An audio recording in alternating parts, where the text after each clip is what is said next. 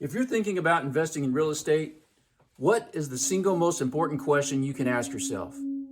My name is Lee Harbaugh. I'm a professional piano player, I'm a realtor, and a real estate investor.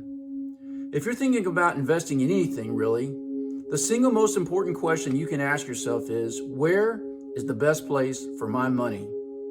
If you've got $100,000, let's say, you're trying to invest it and you want a good return on it, you've got a lot of options available to you in today's world. You could always take the money and simply put it in a savings account. Of course, you're going to earn very little interest on it. You could put it in a checking account.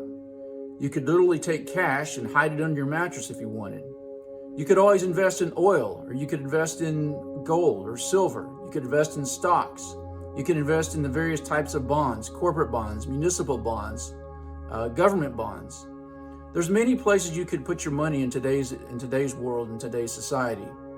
Real estate is a great place to put your money if it's right for you.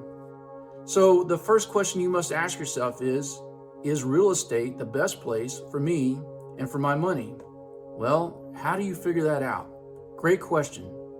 Stay tuned in this video series. I'm going to answer that.